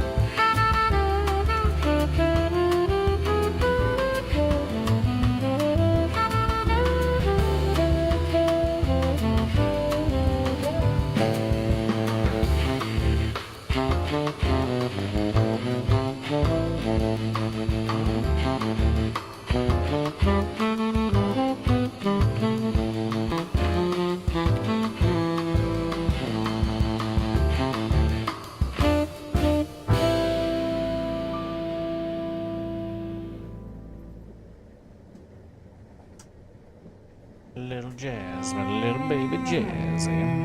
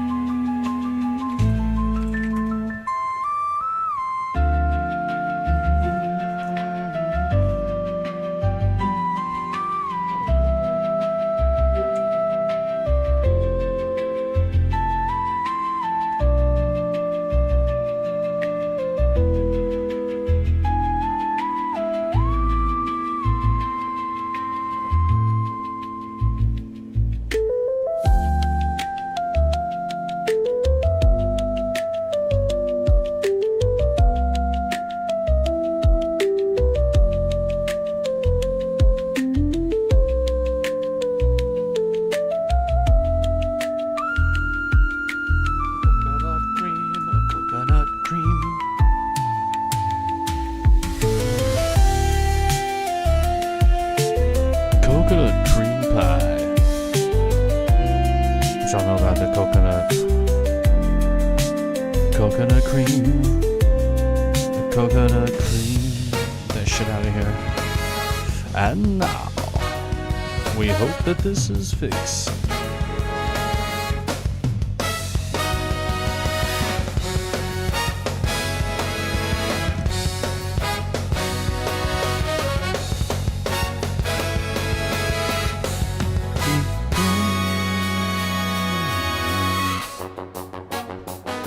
And now I put in the new HTML and pray to the HTML gods.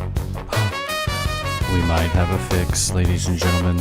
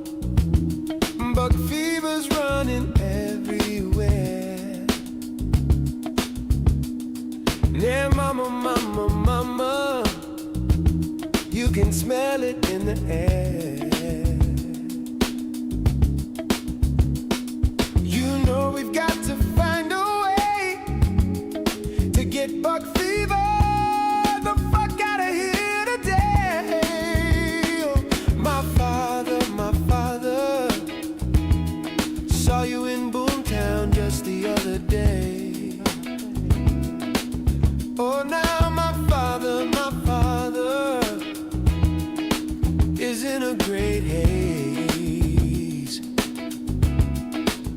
You got bug fever the other day.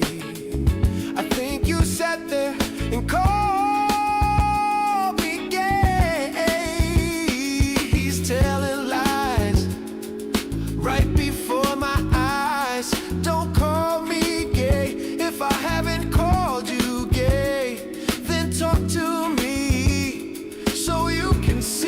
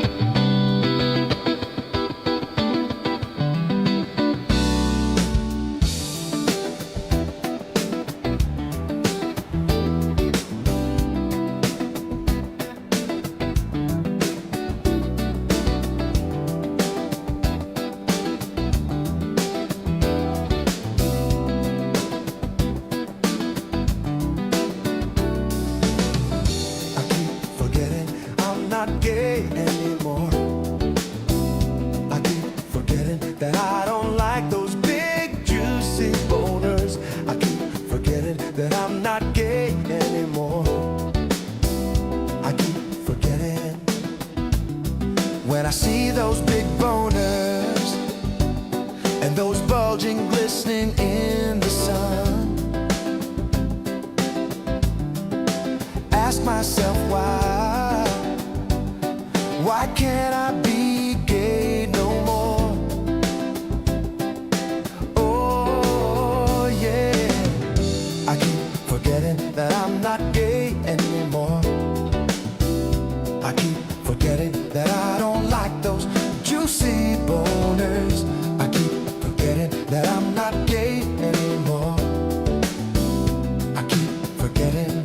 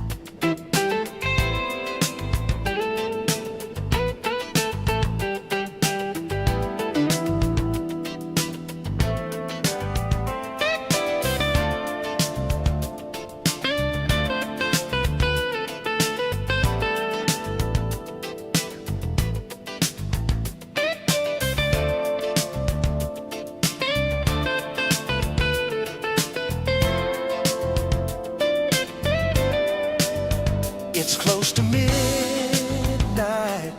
Something's getting buck wild in the dark. And all the moonlight, you see that it's me. I'm so buck wild. You try to cream, oh, but that old cream you wrote is so mistaken. You couldn't believe, oh, this dirty McCringle looks you right between the eyes. Your soul's on fire, 'cause this is you.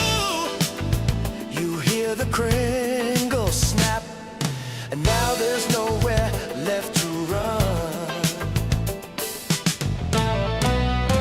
You feel a cold hand and wonder if it belongs to dirty McCringle. plot twist. You can't believe this shit is so buck wild. Dirty McCringle, he's right there looking at you up inside, and now you're out of time. 'Cause Dirty McCringle, that Kringle now, oh no, it's so scary that Dirty McCringle wants to eat you in his eyes. Dirty McCringle, that Dirty McCringle, fighting for your life next to the Dirty McCringle.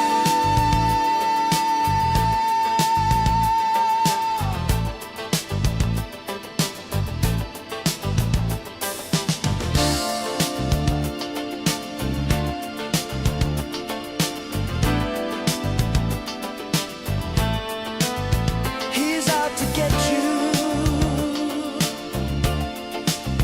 'Cause if he gets you,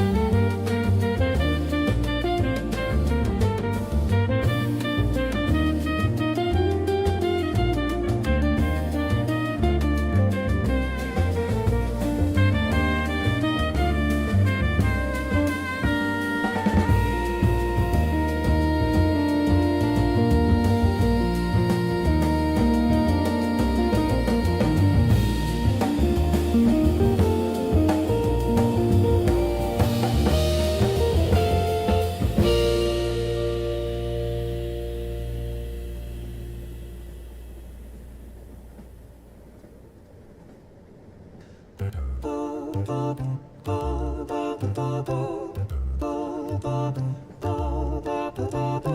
dead, you're dead. You've passed away to the great yon, yon where skeletons play. The bones they dance, the spirits in glee, where a noob like you deserves to be.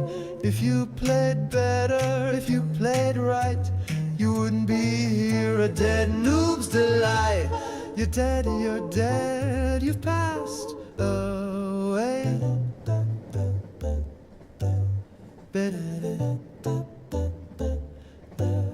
You're dead, you passed away to the great yon, yon where skeletons play.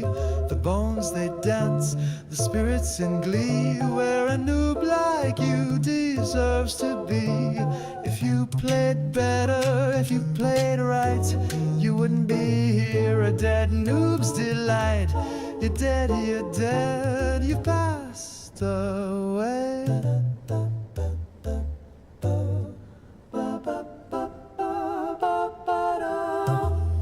You're dead, you passed away to the great yon, yon where skeletons play. The bones they dance, the spirits in glee, where a noob like you deserves to be. If you played better, if you played right, you wouldn't be here, a dead noob's delight. You're dead, you've passed away.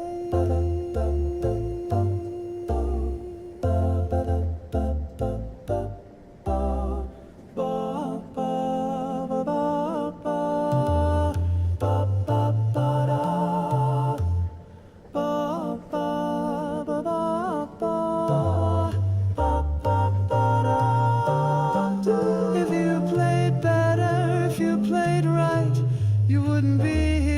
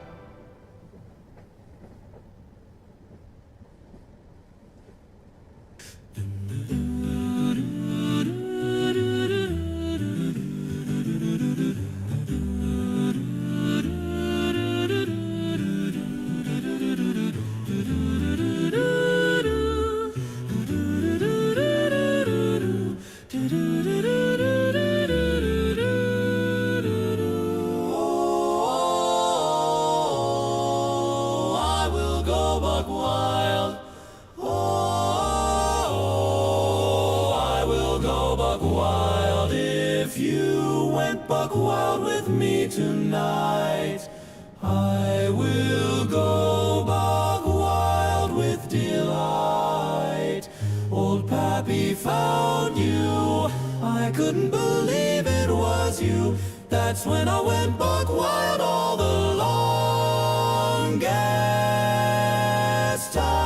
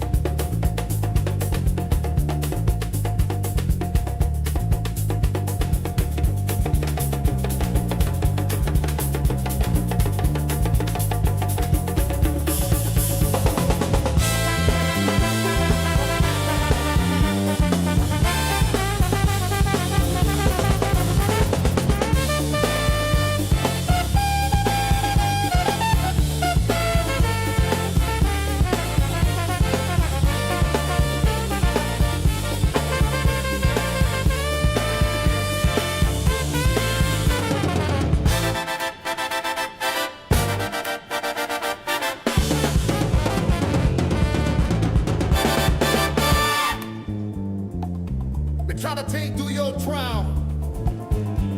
What you want to state out? I want you to be loud. I want you to be body or drown. For the brothers just want to be free.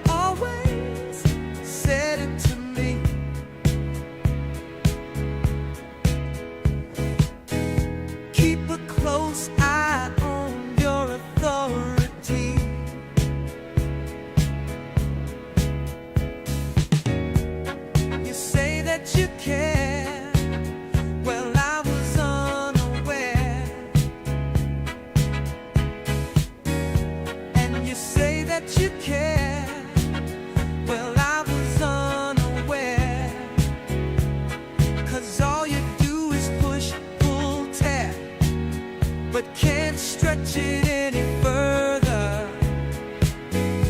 Push, pull, tap, and every day taxes increase. So is this our land or is this our lease? Papa says, son, it's the land of the free.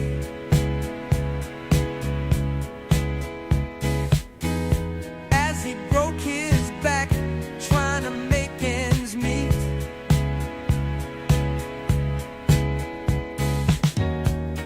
you say that you care, well I was unaware. And you say that you care, well I was unaware.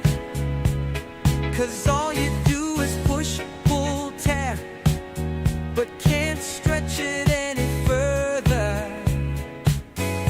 Push, pull, tap.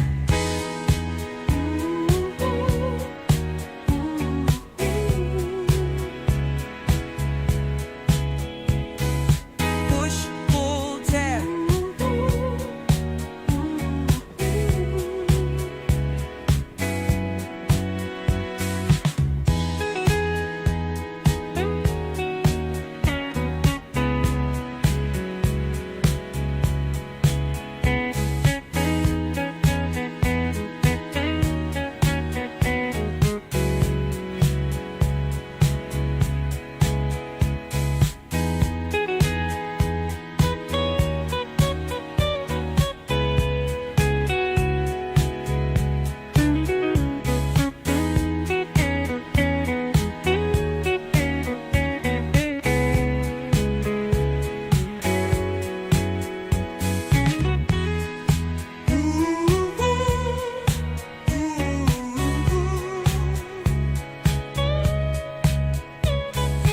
Push, pull, tap. Push, pull, tap. Push, pull, tap.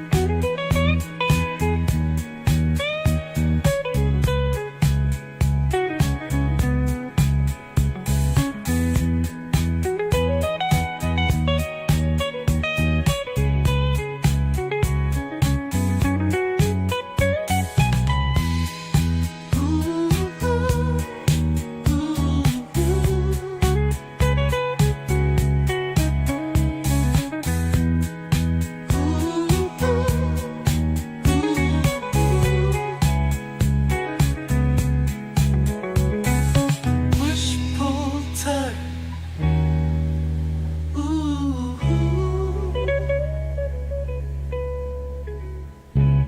Push, pull, tug.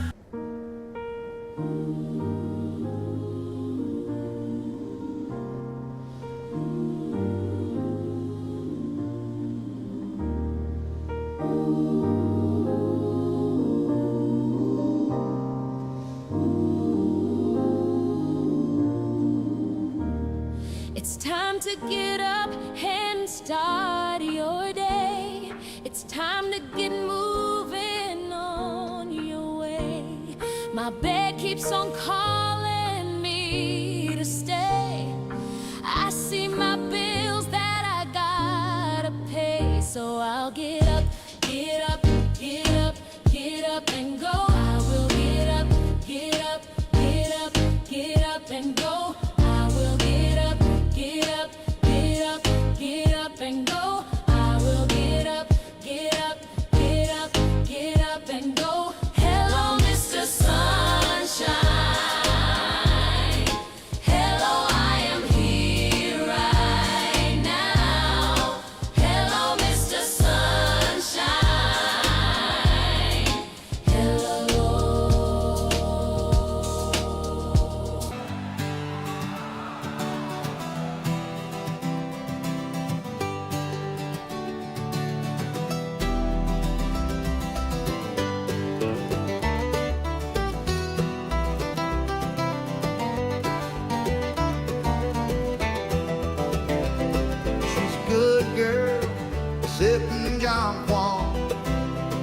of a funkatron vibe and the neon dawn. Got a thunder brewing hand with a buck wild twist. In the TC Falcons cantina can't resist. 'Cause she's free falling into John Quan. In a galaxy of flavor, the night's gone. Sipping on the stars, buck wild, under the moon so bright. In the cosmic haze, buck wild delight. In the cosmic haze, a buck wild delight.